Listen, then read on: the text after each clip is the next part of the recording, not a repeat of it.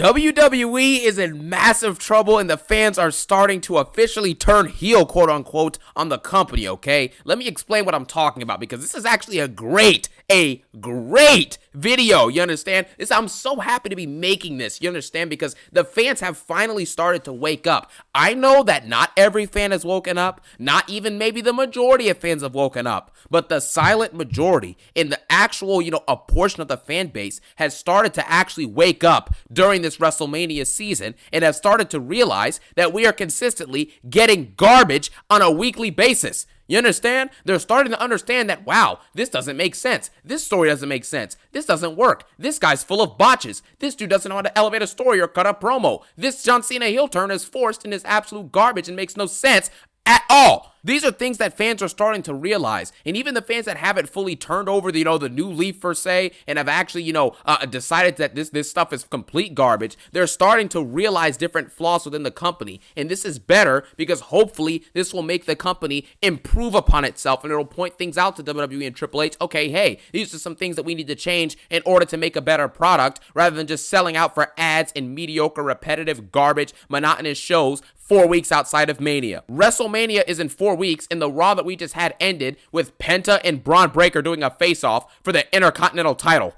Are you kidding me? You have the WWE Champion was on the show. The World Heavyweight Champion is on the show. And the last thing we see is Penta and Braun Breaker?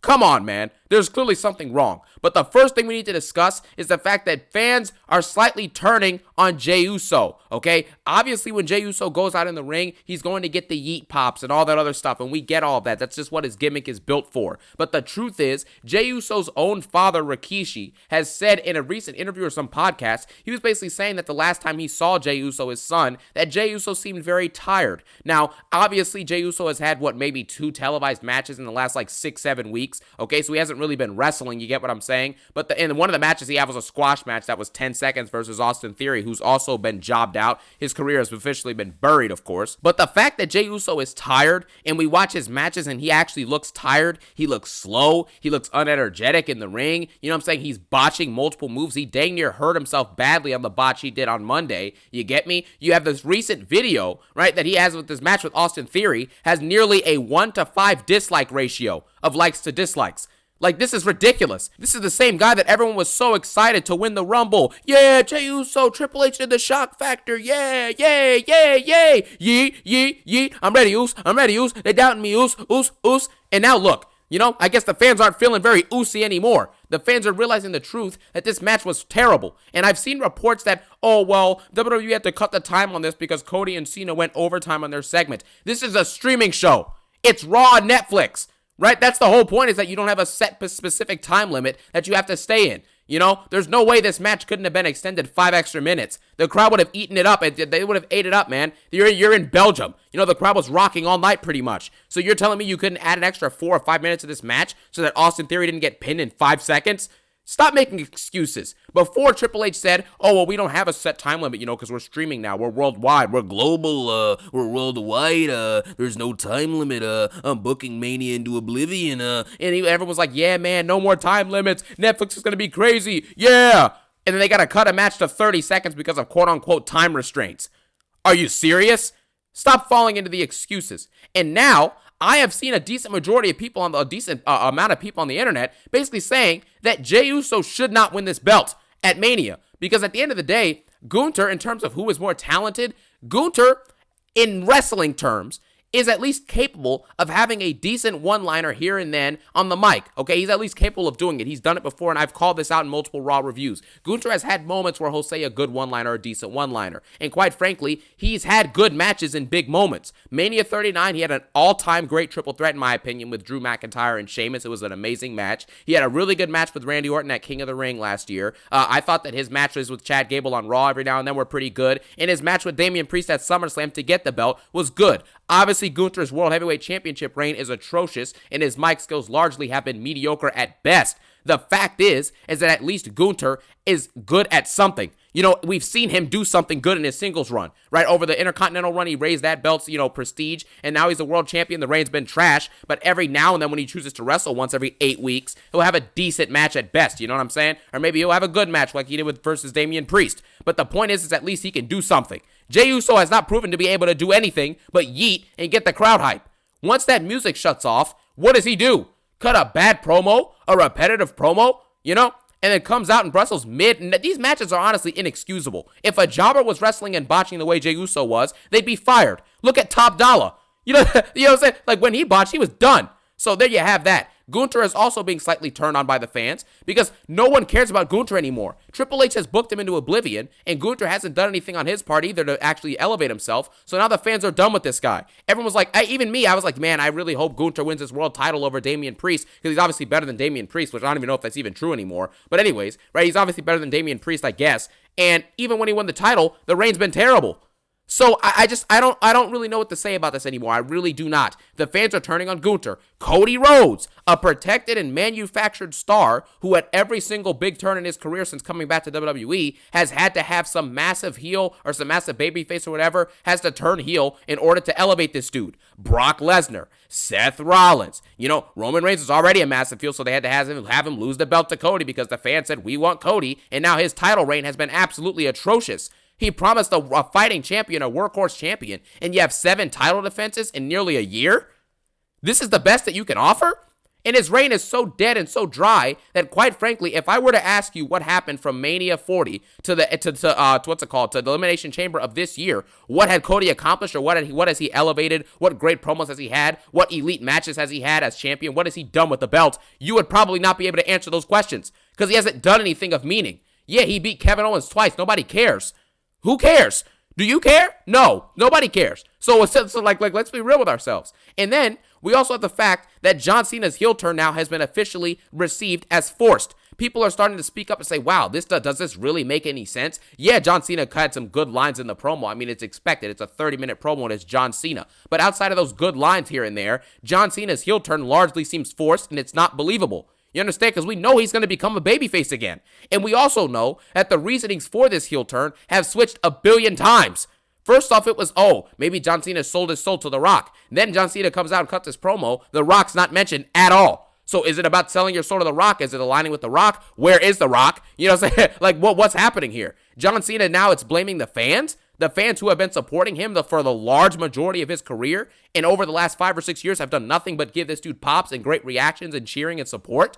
And when he lost the Rumble, they were upset and wanted him to win, and they wanted him to win the Chamber. And fans still, to an extent, probably want him to win the WWE title at Mania. I think more fans want him to win the belt than don't, But we're supposed to believe this lie that Cena hates the fans and that the fans turn their back on him. But in reality, John Cena is saying he hates the fans. If you hate the fans so much and they deserve nothing, no new merch, no new entrance music, why are you giving them new merch? You came out in a new Belgium Brussels shirt to sell merch to fans in Europe. And we need to be honest with ourselves for a second as well. With this John Cena heel turn, even though fans are starting to come to the light side, right? And starting to feel and realize what the heck is happening with this garbage promo making no sense. The people who are trying to be like, oh, well, this is what Cena wanted. He wanted you guys to hate him. Nobody hates John Cena. These people are playing fake characters. You understand that? Right? Like, this isn't the storyline element and the scripted nature of what these characters do on the mic and for these stories is not real. The in-ring physicality is real, yes, but for some reason we have to remind, grown adults that the characters they're seeing on screen and the storylines are not real. You understand? If I see John Cena in a grocery store, I'm not going to be booing this dude. We're booing and critiquing we're not even booing. I don't boo. I don't really care about that stuff, booing or cheering, quite frankly. I'm critiquing the storylines, the storytelling, the promos, right, and the character work. I'm not critiquing anything about the actual person. You think I'm going to see John Cena or Cody Rhodes or Rhea Ripley, CM Punk, Drew McIntyre, any of these people in public and start booing them? They're playing fake characters. Come on, man. And next week in Scotland, when they go see I Can't Stop Thinking About Punk, they're going to go sell new merch to the fans in Scotland as well. So John Cena's already contradicted himself. The merits of the heel turn don't make sense. The Rock plot hole is egregious. There's literally there's a massive issue with this with The Rock. Where is the follow-up with that? Where is The Rock? What has he done? What did he offer Cena? What was the significance of him being out there with him and Travis Scott and The Rock, you know what I'm saying, to turn heel and beat the crap out of Cody? What did this accomplish? Why did this happen? What were the benefits involved? Do we have any answers to any of these questions? And the answer is no. So that's just ridiculous with the heel turn. And then Triple H is being turned on by the fans. You get me? WWE now is in a situation where, because this Mania 41 build is so atrocious, that they have no choice, but the fans have no choice but to turn on this guy. Look at your tag team division. They finally made one good decision by having the Street Profits win the belts, but this is a decision that should have been made a year ago. You get me? And now you have a situation on the Raw Tag Team Championship side where no one cares. No one cares about the War Raiders. Let's be real with ourselves. The Creed brothers are good in the ring. That's nice. But the LWO and the New Day, who are arguably the best tag teams on Raw, they have done nothing. The New Day turned heel in an amazing segment and have had no follow-up. So now what? Triple H is proving that he can't follow up on big moments. Cody Rhodes finally finishes a story and wins the belt, follows it up with a terrible year-long championship reign with barely any wrestling and absolutely repetitive and garbage promos for the majority of it. That's what we're getting? John Cena turns heel, follow it up with 3 weeks of nothing, and then Cena cuts a promo that makes absolutely no sense. You get, like, what? We lead in, everyone's asking for mid-card championships for the women's division. Yeah, this is going to be good. Yeah, we get the mid-card belts, and now Chelsea Green's championship reign has been atrocious, and Lyra Valkyria's championship reign has been non-existent, basically. She's done nothing meaningful so far, and it's been like 2 months. Chelsea Green's done nothing meaningful so far. It's been 3.5 months dang near. It's just been her versus Michin on repeat. That's all it is. It's the same gimmick, the same character, the same matches, the same stuff, and no one cares. Braun Breaker, yay, Braun Breaker's super talented, he's young, he's got the IC belt, yay, nothing's done. So what am I supposed to do with this? The fans are finally realizing these things, and the sooner they realize this, the better, because the point of this is to help WWE become a better product overall. The sooner that WWE gets this feedback from the fans, the more things are going to be put in place for people to actually start doing their jobs in the writing room, for Triple H to actually start booking like he cares, instead of just giving us the same boring, bland matches. Drew McIntyre, the MVP of WWE in 2024, arguably, and now he's feuding with Damian Priest in a nothing burger match for Mania 41? Huh? None of the mid-card belts matter at all? The tag team division is absolutely dead or on life support? Austin Theory's got talents, he's being jobbed out and treated like a bum? Ludwig Kaiser, same thing? This is what we're getting? It doesn't make sense. What's the point of following Ludwig Kaiser's, constant monotony feuds in the mid-card for the last year, just for him to get shoved out last second by Penta, and now we're going to get Penta versus Braun Breaker? Come on, man. We deserve better than this. And the rest of the card and the rest of the build sucks. Charlotte Flair and Tiffany Stratton's feud is atrocious. Rhea Ripley's feud with Bianca Belair and Io Sky is forced, and I've seen the Rhea Hogan memes, because quite frankly, Rhea Ripley is being treated like Hulk Hogan. She's just burying everybody and dominating everyone. The only way that she's going to lose this match at Mania is if someone else gets pinned, and it won't be her. Whether she wins or loses, she is not going to get pinned, and we all know this, because she's protected. So, I just don't understand it, man. The only way she can lose is if she's distracted, or she gets cheated on, or she whatever. She can't lose clean. That doesn't happen anymore to Rhea Ripley. That hasn't happened in a while, actually, as far as I'm concerned. So I guess if you want to count the Io win as clean, even though it really wasn't, I guess in kayfabe, because, that Bianca got involved or whatever, but you get the point. Triple H's booking has caused WWE to go into an absolute oblivious tour of garbage. So now, all of the people who WWE fans were supporting, like, we want Cody, yeet, yeet, Jey Uso, yeah, Gunther, let's get him the world title, oh, Cena's heel turn was awesome, this makes sense, oh, yeah, let's get mid-card belts for the woman, oh, yeah, Braun Breaker's going to do awesome as champ, this Mania 41 is going to be bigger than the last. Everything I just said, have you realized that WWE has said those same things, and they've all been lies? You get me? It's as simple as that. That's the point of the video. Don't even have to waste any extra time on this, because you guys get the point, and you're starting to realize the truth, just like everyone will start to realize the truth soon enough. Triple H has booked WWE into oblivion and has done a terrible job, and the talent themselves have done nothing to get themselves over. Nothing. So, we are where we are. WWE knows that they're in big trouble, and quite frankly, the fans are starting to turn on WWE, and it's about time.